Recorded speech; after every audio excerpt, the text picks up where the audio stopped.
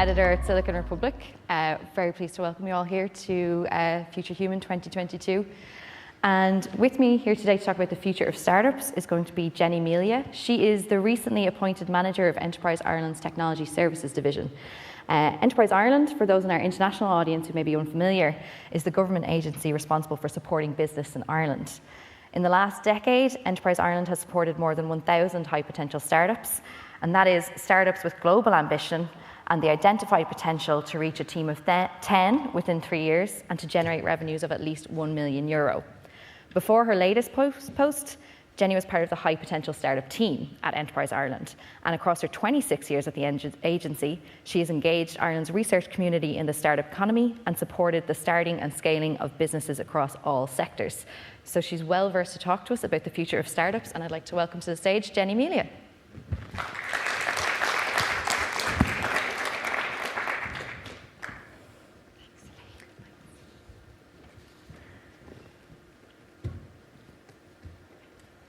We can get closer now. It's allowed. So Jenny, you just became manager of this new division at Enterprise Ireland. Tell us about this new role. So this division, Elaine, was set up as part of the restructuring we're doing to support our new corporate strategy. So we would have launched our new corporate strategy to take us out to the end of 2024 at the start of this year, launched by the Taoiseach and our CEO, Leo Clancy. And part of the changes that we wanted to make was around bringing our startups and our startups that are beginning to scale in with the companies who are further ahead of them on the scaling journey. So essentially the HPSU, the High Potential Startup Division that people would be familiar with, what we have done now basically is we've brought the startups out of that division and brought them into the sectors.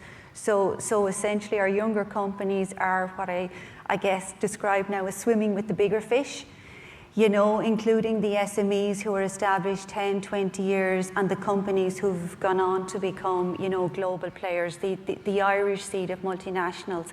And I think, you know, that is a distinction around Enterprise Ireland and what we do. For people maybe, you know, who wouldn't know so much about us, you know, we're very much about growing the indigenous client base and then building the footprint of that client base in international markets across the world. And for us, it's all about creating jobs in Ireland and across all of the regions. So when we look at, you know, our client companies now, you know, the employment figures, they employed just over 207,000 people. Last year would have been a record year for us in terms of net job gains, with just over 11,000 jobs, and very importantly for us, we saw almost 70 of the new jobs created outside Dublin. So it's not that I'm not pro-Dublin, but we absolutely need balance.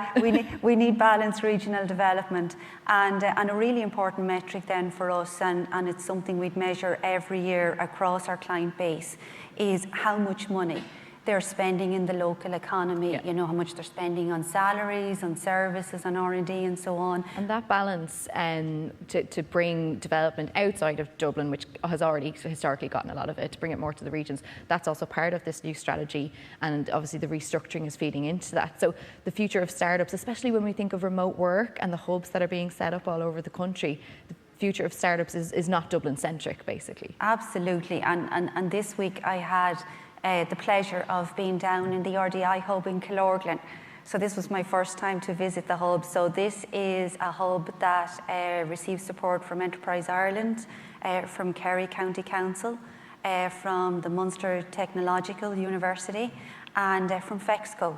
So there's significant, you know, partnership there in both the public and the private. And one of my comments when I was walking around it in terms of startups who are located there, they can only go down from there. In terms of location, you would absolutely have location envy walking around it. Fantastic management team behind it, wonderful technology to allow members to be there in terms of hot desking, to take office space, in terms of linking in virtually. And on the day then, you know, spoke with several fintech startups that are coming through. You know, there would be a strong fintech talent base in Killorglin, and also startups that are coming through on the tourist tech side.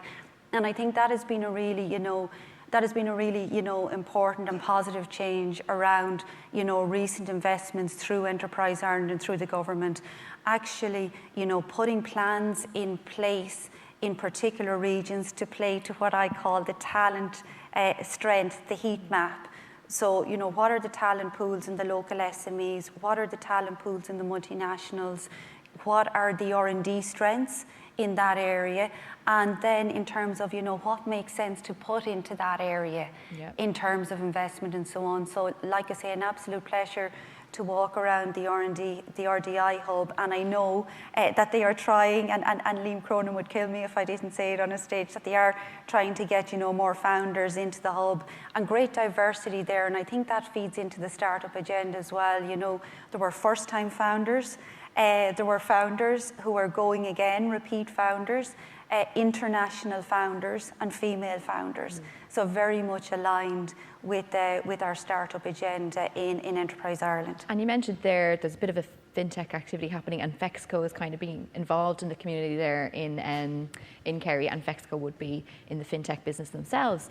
And that clustering has been kind of happening organically, but Enterprise Ireland seems to be kind of identifying these clusters and trying to help it and support the ecosystem, broadly speaking, in this new strategy dotted across the island, essentially.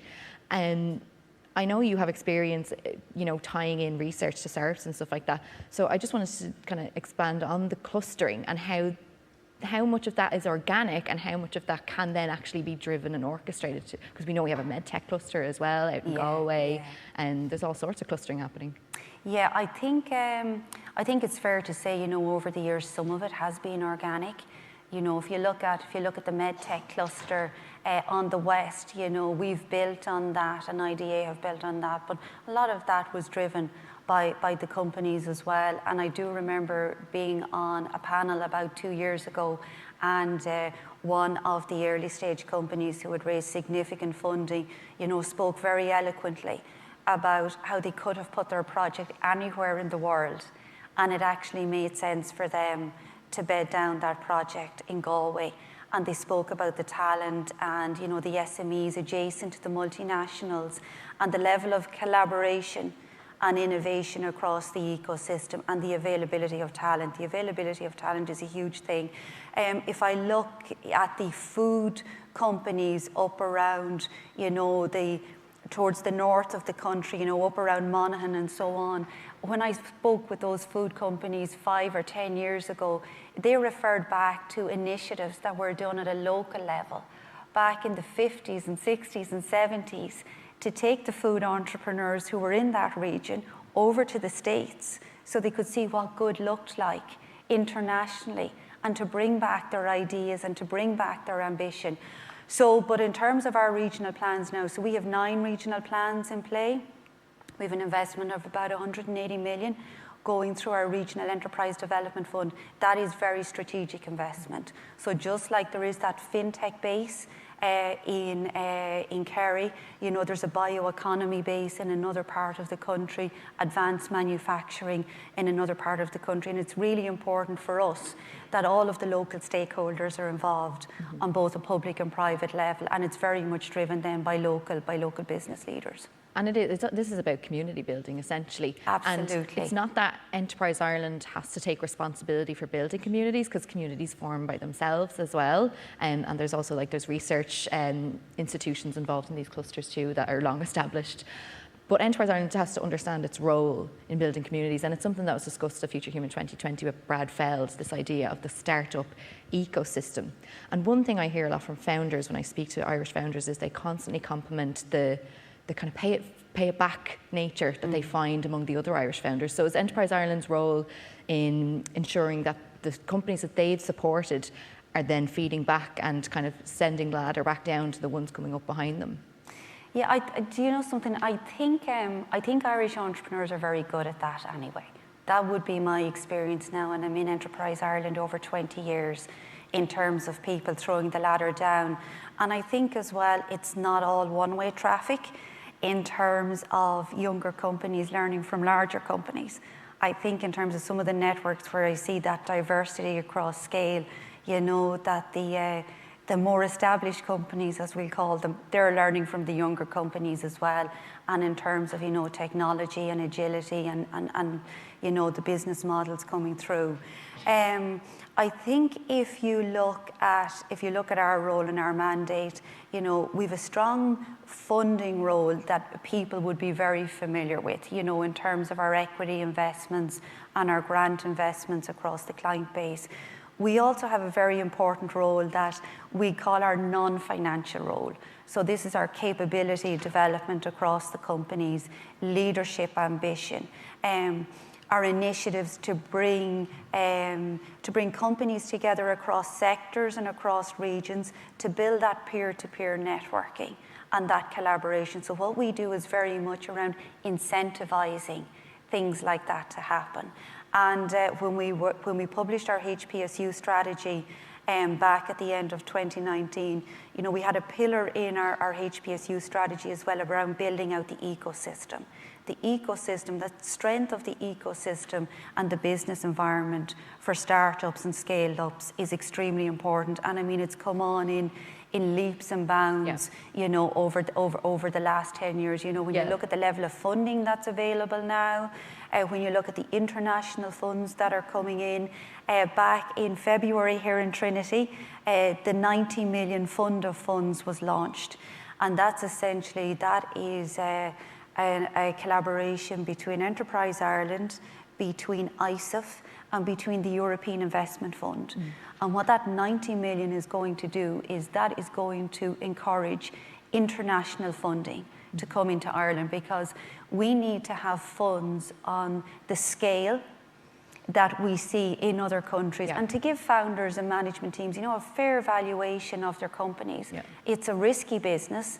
There are very few founders that would be doing less than 12 to 18-hour days for the first few years, when they're starting off. It's not the easiest of jobs. Huge commitment as well in terms of the sacrifices they make, at a personal level. So it's really important the business environment is helping them reduce that risk and is supporting them then through, some of the recent changes that have been made around EIS and so on. And that shift is evident. I mean, Silicon Republic has been covering the startup ecosystem in Ireland for many, many years. And it would have been, you're doing funding announcements of €1 million here, €2 million there, and maybe 5 million, 6 million would have been a really significant funding announcement. And now we're seeing just yesterday, Wayflyer, one of Ireland's most recent unicorns, announced another 300 million of debt financing a couple of months after they raised a Series B of $150 million. Like, the numbers have changed dramatically. We have a number of unicorns now. That was part of the discussion yesterday with Des Traynor. We're seeing that international investment come in, and there's also an element that Ireland is trying to maybe be seen as a hub for international startups to come and set up. We talked a lot about the Silicon Valleys and stuff like that in the past, and I don't want to make that comparison. I think you can do better. But the idea is kind of to create something like that, that this isn't just even about Irish entrepreneurs, which absolutely you will be supporting, but also about attracting companies to come and establish here, because Ireland's seen as a place that they can build and grow a company. Absolutely, and I suppose, look, in terms of, there's a lot of competition around Europe, to attract mobile startups, and, we're absolutely at the table in terms of, making our pitch and putting our offers there. But I think, one of the real strengths as well of the Irish ecosystem is, the size of the multinational footprint, the foreign direct investment footprint, the customers on the doorstep here, for the Irish companies. And I think, one of the things, that we would like to see more of, and we are working to it in terms of strategic partnerships we're building across the ecosystem, is more opportunities for our Irish companies to get their first reference sale here through the multinationals that are on the doorstep, and through our government agencies and so on, through public procurement. Like, it's really important that when the startups are, formulating their idea and working towards their MVP and so on, that they're building that for an international audience, that it's not being built just for an Irish audience. But absolutely, we want to give them as many shortcuts along the way. And, if they can get strong validation here through a customer on the island. We have the connections then through our colleagues in the IDA to make that happen. So I think that actually does make Ireland interesting for the mobile startups who are overseas looking to do business here. And we're not just seeing that inward investment, also startups coming to set up here and establish here because they know that they can work from here and grow from here. We're also seeing Irish startups getting into a strong acquisition game, as in they're the acquirer now, not the acquiree. They're not on this exit strategy all the time. And that's been a huge transformation over the last year or so. Is that something that you're keen to drive, that companies aren't always just trying to get sold, but to become the name themselves, to be a Stripe or an Intercom or one of those? Yeah, the ambition levels are definitely there, and there really is a piece as well around what companies would tell us about accessible role models. They can see the Intercoms, and I know you had Des here at the conference. They can see the Intercoms, they can see the Stripes, and there is that concept, if you can see it, you can be it. It was another restructure we did as well as part of the work around the strategy. We have set up a dedicated funding and scaling team led by my colleague Tom Early, and that's very much looking to ensure that we have options there for our management teams, that they may choose to go down that trade exit route when a deal is put on the table, but they have options there through private equity, through private investment, through IPO, and so on, to actually stay longer on the journey. We do want them to stay as long as they can on the scaling journey here, and I think that feeds back then into that discussion around de-risking, for the founders and for the management team, and ensuring that we have a really strong environment around them, including, the talent and the skills, that they're actually able to grow the businesses out of Ireland. And I think it is one of the things that has changed in the conversations, with Stripe and with Intercom, that they would say now, looking at where the country is now versus when they started, what they would be able to do from here, from scratch, versus 10 years ago. Almost, I would say, maybe 15 years ago, Elaine. And you can see it like with Wayflyer as well. You can see it with Let's Get Checked. They are international players growing out of Ireland now as their HQ base. It's great. The tune has just completely changed. And if anybody wants to find out more about the supports offered by Enterprise Ireland, you can check out globalambition.ie. Thank you so much, Jenny, for talking to us today. Pleasure. Thank you.